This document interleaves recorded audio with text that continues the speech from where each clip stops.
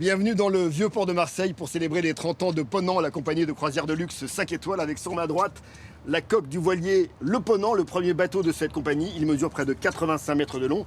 Alors Ponant, c'est la référence mondiale des croisières de luxe, c'est le leader mondial des croisières expédition, nature, découverte, également des croisières musicales. Il y a 3 ans, nous avions créé un rendez-vous Beyond the Seas, au-delà des mers, sur la chaîne Euronews. Nous allons retrouver les meilleurs moments, le best-of, avec pour commencer Olivier de Kersauzon, grand navigateur français, conseiller du président de Ponant, Yves Coppens, paléontologue, naturaliste, et enfin Didier Lockwood, musicien et jazzman, qui nous parlent tous les trois de l'esprit Ponant.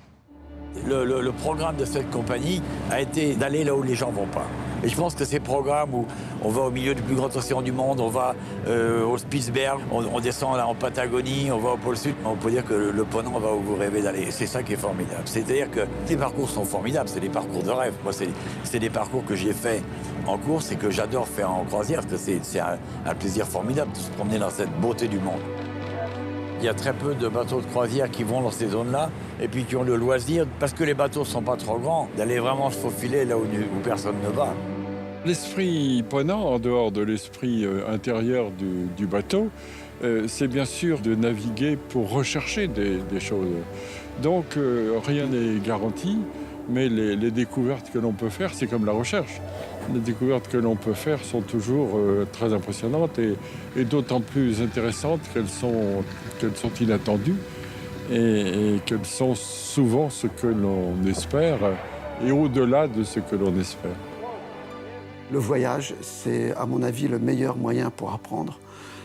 C'est très très inspirant de voyager comme ça au gré des flots. Chaque instant est un moment spécifique d'inspiration. Puis ces paysages changeants, la couleur de la mer qui change avec le temps, avec l'ensoleillement, les nuages, et puis l'esthétique du Ponant, c'est quelque chose d'épuré. Retour sur le vieux port de Marseille avec derrière moi le marché aux poissons, un peu plus loin le voilier Le Ponant avec ses 3 mâts. On va tout de suite retrouver Frédéric Mitterrand, ancien ministre, conférencier Ponant, réalisateur de documentaires qui nous parle des croisières culturelles qui parfois ont pour lui le goût de la spiritualité. Il y a un accent mis sur les étapes ou les escales qui ont une valeur culturelle. C'est une aventure spirituelle.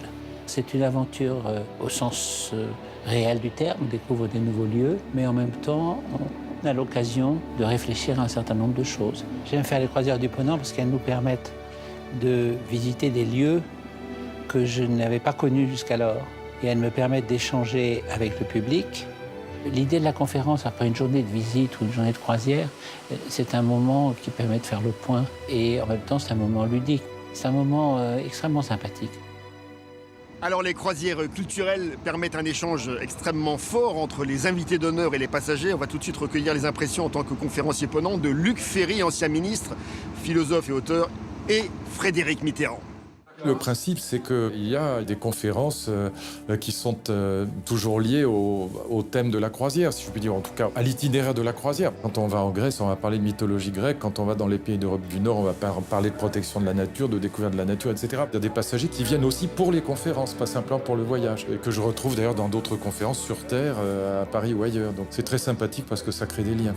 J'ai passé 30 ans à étudier vraiment très très sérieusement la mythologie grecque et la philosophie grecque. Donc évidemment, c'était l'occasion formidable pour moi de raconter aux passagers, quand on arrivait à Ithaque ou ailleurs, ce que c'était que l'Odyssée d'Homère, ce que c'était que les grands mythes grecs, la quête de la toison d'or, etc. Souvent, on les connaît comme ça, mais on les connaît pas très bien. Les îles grecques, il n'y a rien de mieux au monde. Les îles Carnatiques, vous avez 1100 petites îles, dont probablement 1000 sont désertes. C'est la Terre à sa création, c'est absolument magique. On ne peut pas faire plus beau. Les Bourches de Kotor, c'est une sorte de fjord qui rentre dans la Méditerranée, qui rentre très fortement dans le territoire du Monténégro.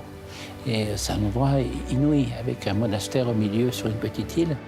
Quand on visite les Bourges de Kotor, j'explique un peu les enjeux stratégiques et je suis toujours frappé de voir à quel point les gens s'intéressent à des récits qui mêlent à la fois l'histoire, la géographie et puis les souvenirs culturels.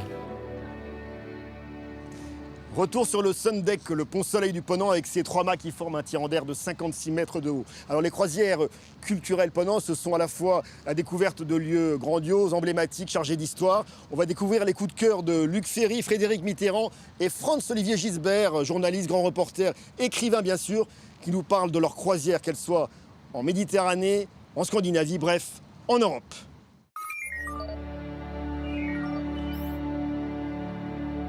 L'arrivée à Lisbonne est un moment miraculeux. Et on voit la tour de Belém, d'où sont parties toutes les expéditions portugaises du temps où les Portugais ont découvert le monde, et le temps de Magellan. Et là, on passe devant cette tour de Belém. C'est comme si, au fond, les grands explorateurs, les grands capitaines de la Renaissance nous passaient le relais. C'est un moment d'émotion absolument formidable.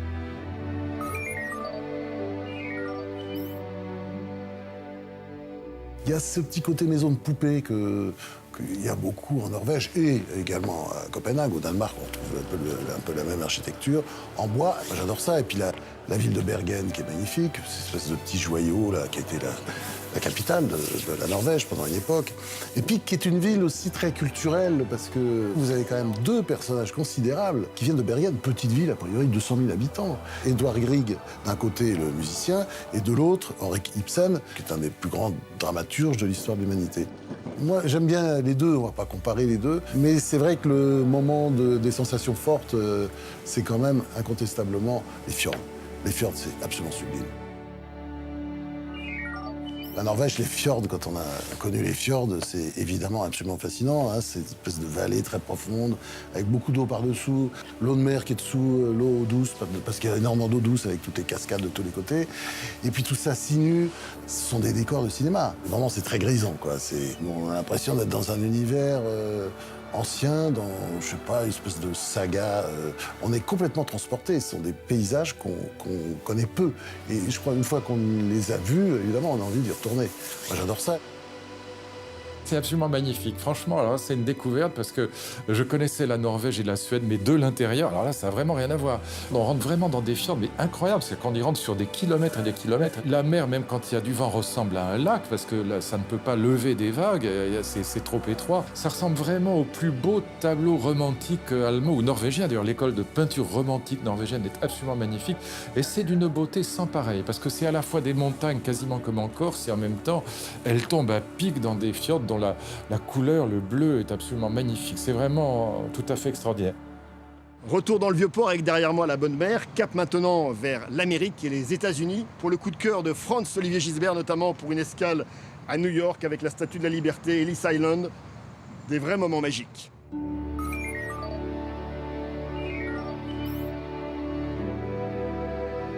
La symbolique de New York, je pense qu'on l'a encore plus quand on arrive par la mer. Là, on voit très bien, on passe à côté, il y a la Statue de la Liberté, c'est difficile d'y échapper, Ellis Island, etc. Et on est arrivé à New York, très bien.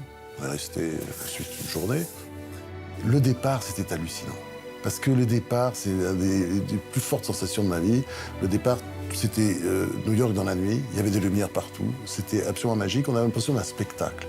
D'ailleurs, j'étais pas le seul, parce que tout le monde est là, comme ça, dans le bateau, la bouche ouverte, en train de regarder New York qui défilait devant nous, ces gratte-ciels illuminés, cette agitation, cette vie, parce que c'est certainement une des villes les plus vivantes du monde, avec Hong Kong, quoi. C'est la nuit, on a l'impression que voilà, il y a une nouvelle vie qui commence, quoi. J'ai adoré ce moment-là.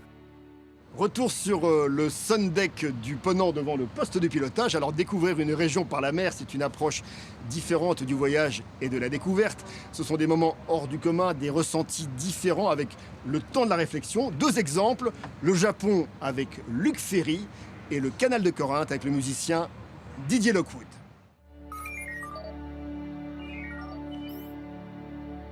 C'était une croisière merveilleuse. C'est une croisière assez longue parce que ça dure 15 jours. Mais ça permet de visiter la Chine et le Japon comme on a rarement ou quasiment jamais l'occasion de le faire. Et donc là, on découvre des petites îles, on découvre des temples, des musées, des ports. Voilà. Et tout ça, évidemment, est très différent de ce qu'on peut découvrir quand on y va en avion et en voiture. Chaque jour, chaque lever de soleil, chaque coucher de soleil est vraiment quelque chose d'extraordinaire à vivre. Et puis, ce qui est formidable, c'est que sur un bateau et sur le Ponant, on a notre temps. Et on rentre dans un espace-temps qui est complètement différent. Dès qu'on peut aller accoster sur les villes qui nous sont présentées, c'est des découvertes aussi, puisque ce sont des villes qu'on n'a pas l'habitude de voir. Le canal de Corinthe était un moment de la croisière extraordinaire. Dès que le bateau a commencé à s'engouffrer dans ce canal qui est très étroit, on avait vraiment une impression très très étrange avec ces falaises qui bordaient le bateau à quelques mètres. Il y avait en même temps une sensation incroyable de découverte et d'aventure, mais il y avait aussi une peur. Et là, on faisait confiance au capitaine.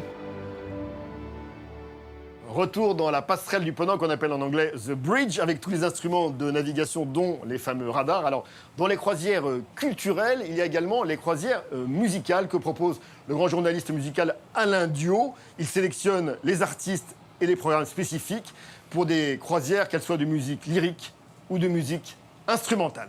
Une croisière musicale Ponant, c'est une croisière musicale qui se dirige vers l'horizon de l'excellence. Donc, il faut avoir les meilleurs artistes du moment et leur faire interpréter non seulement des œuvres qui sont attendues par le public, mais des œuvres que le public va découvrir et qui vont leur apporter du plaisir.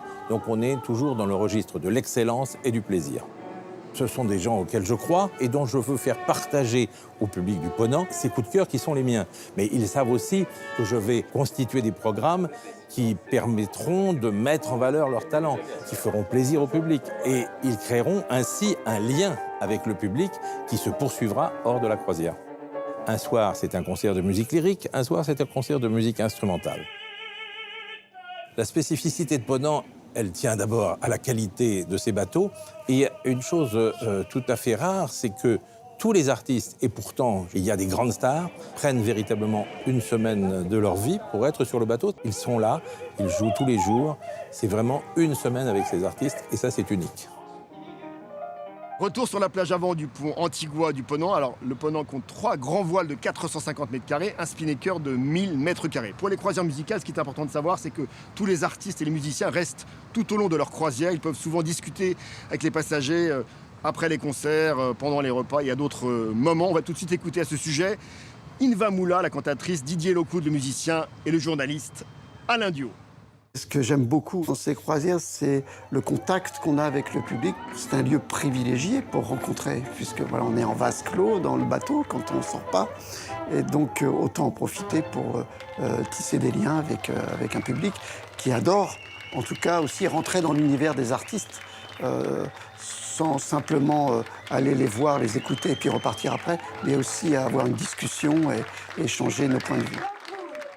Cet mélange de la nature, de la mer, d'explorer les endroits qu'on ne connaît pas et de la musique ensemble le soir, je pense qu'il n'y a pas mieux que ça. C'est le top de toutes nos émotions mélangées avec la nature, la musique et ce voyage incroyable. Quand on est sur mer, on a ce sentiment de la beauté et de l'infini. Et l'art, la musique en particulier, est une des images de la beauté et de l'infini. Il y a pour moi un lien évident. On est dans les meilleures conditions, on est vraiment dans le plaisir de la vie. Voilà, on se retrouve sur le pont Saint-Barth du Ponant. Alors après les arts et la culture, on va partir sur les croisières expéditions, la nature, la découverte, les destinations les plus reculées. C'est vraiment la marque de fabrique de Ponant. Alors bien sûr, les croisières expéditions tropicales, Vanuatu, la Papouasie-Nouvelle-Guinée, les îles Salomon, l'Australie, l'Amazonie, et puis les croisières polaires comme l'Arctique ou la péninsule antarctique. On va tout de suite retrouver Jean-Louis Etienne, médecin explorateur, qui nous parle de son coup de cœur pour l'Arctique et ses icebergs. Les régions arctiques, elles ont toujours compté, on dirait, dans notre enfance. Mais aujourd'hui, l'organisation d'accès comme ça, avec des bateaux confortables, donne aux gens la possibilité de les découvrir sur le terrain. D'avoir des bateaux comme ça, avec des personnes à bord qui sont des guides, qui expliquent, ça donne aux gens l'envie de venir. Et puis le bouche-à-oreille fait qu'on vient. Moi, j'aime beaucoup le passage du Nord-Ouest, le détroit de Lancaster. C'est des lieux de migration animale. On rencontre tous ces animaux qui migrent, bien sûr les mammifères marins. Je naviguais sur la côte ouest du Groenland. C'était ma première expédition en 1979. Ça n'a pas beaucoup changé. J'ai traversé même le Groenland à traîneau à chien. Donc, entrer dans les fjords de la côte ouest du Groenland, vous avez perché là-haut les glaciers qui descendent de cette calotte et qui dévalent dans la mer. Vous avez des icebergs.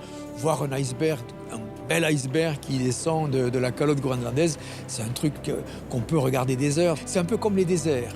Une fois qu'on a goûté à ça, qu'on s'est approprié un peu ce paysage qui est austère, mais dès qu'on s'avance dans les fjords, comme ça, on s'approprie les choses et on a envie d'y revenir. Cap maintenant vers le Grand Sud, avec d'abord le fameux passage du Cap Horn qui pour Olivier de Kersauzon est un des moments forts de la marine à voile. Et puis cap aussi vers la péninsule antarctique pour Jean-Louis Etienne et Michel Rocard, ancien Premier ministre, ancien ambassadeur de France pour les pôles, qui a toujours été fasciné par ce continent austral.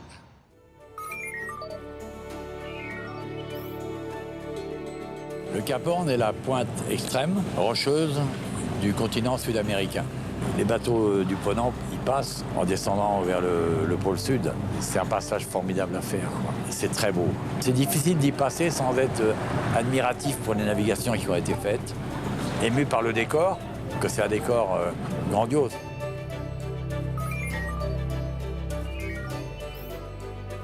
C'est la première fois que je fais une croisière sur un bateau confortable comme ça. C'est comme quand vous prenez le TGV, vous voyez, vous prenez le train, vous êtes assis et vous avez le paysage qui défile bien confortablement. Je vis la même chose, on prend soin de vous. Ce sont des conditions extraordinaires. L'image principale, c'est que c'est beau. Je le raconterai partout, péninsule de l'Antarctique, une zone merveilleuse, toute l'Antarctique d'ailleurs, Dumont d'Urville, Concordia. La deuxième image, c'est qu'il faut y aller et entendre les naturalistes des bateaux vous dire à quel point la biodiversité se dégrade, à quel point les atteintes à l'environnement sont plus dangereuses là-bas qu'ailleurs. Et un touriste de l'Antarctique ou de l'Arctique devient un ambassadeur de l'environnement. Ça, c'est un petit miracle.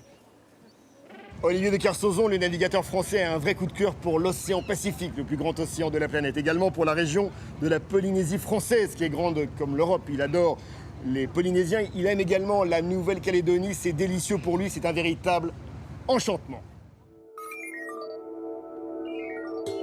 Il y a deux choses qu'un gentleman qui a de la chance d'avoir fait avant de mourir, c'est voir le nord, le cercle polaire, le soleil de minuit, et voir la Polynésie. Pour moi, c'est le plus beau centre maritime du monde. J'ai adoré cette partie du monde, cette Polynésie française, le peuple polynésien, la façon dont ils naviguent, dont ils vivent, la diversité des îles, l'immensité, parce que la Polynésie française, c'est grand comme l'Europe.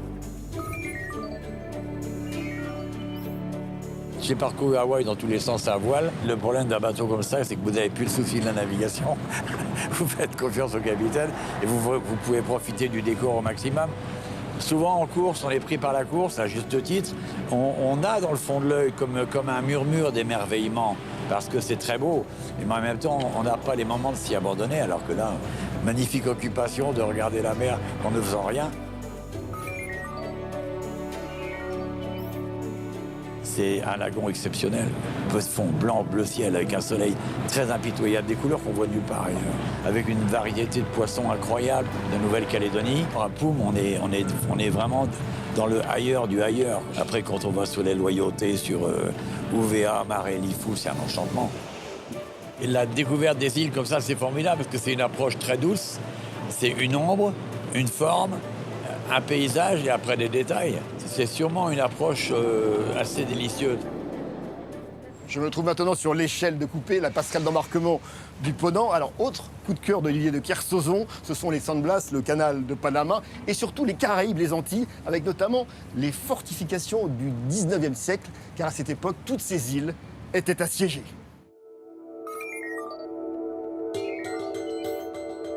Comme la plupart des îles de la zone Caraïbe, assiégées, prises, reprises, défendues, redéfendues. Il y a un nombre de fortifications considérables qui sont assez dures à atteindre. Ce système fortifié, en fait, ça a duré assez longtemps, jusqu'à la fin du 19e. On n'est pas dans un ponton à 60 km de la ville, là on est au centre-ville, on débarque du bateau, là on est en ville, le bateau il est à 150 mètres, ce qui est quand même très très agréable pour se promener.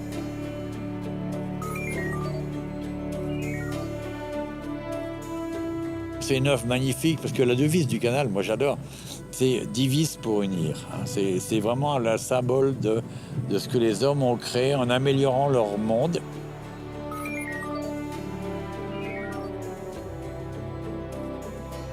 C'est très beau, c'est corallien, banc de sable, cocotier, c'est charmant, quoi. Quand on regarde autour de soi, c'est ravissant. Et en fait, c'est quasiment injoignable par la terre, parce que par la terre, il faut aller dans des ports où revenir jusqu'ici, c'est compliqué, ça demande beaucoup de temps. Et c'est génial de passer avec un bateau de croisière, de mouiller, de venir à la plage, comme ça, de repartir. Il y a un côté vacances, visite, et puis un petit morceau de San Blas comme ça donne une impression de voyage et de raffinement. On a l'impression d'être un peu dans un monde abandonné, et ça, c'est délicieux.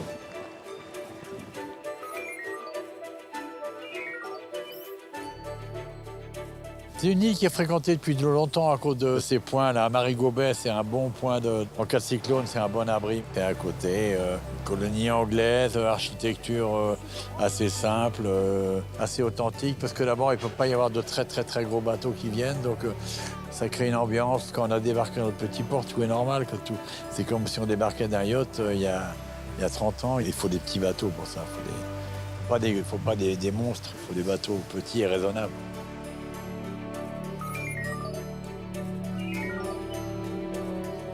C'était la tête de pont d'une extraordinaire aventure. En fait, c'était la tête de pont de tous les aventuriers possibles du monde qui venaient ici, dans la Caraïbe, pour descendre sur l'Amérique du Sud et ainsi de suite.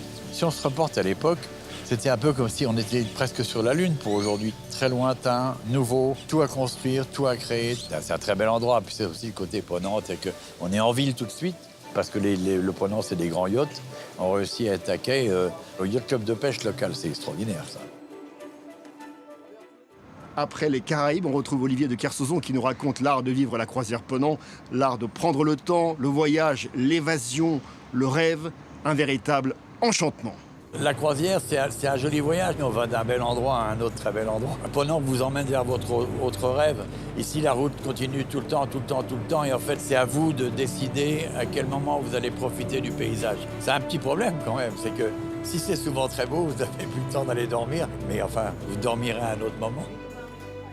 Voilà, retour et clap de fin des meilleurs instants Ponant, des meilleurs moments du best-of de Beyond the Seas, au-delà des mers. Derrière moi, vous avez toujours le voilier Le Ponant, dans le vieux port de Marseille. Je vous rappelle, environ 85 mètres de long, 12 de large, 4 mètres de tirant d'eau, 33 membres d'équipage, 32 cabines, environ 60 passagers. Alors, si je vous raconte mes meilleurs instants Ponant, ce sera probablement le passage du détroit de Bering, en Alaska, et le franchissement du canal de Panama. C'était absolument génial. Et puis j'espère que, à travers ces témoignages de personnalités hors du commun, qu'ils soient conférenciers, artistes, écrivains, musiciens, vous avez rêvé, ça vous a donné envie de voyager par la mer, de goûter à la croisière à la française 5 étoiles. On se retrouve très vite pour de nouvelles aventures. Au revoir.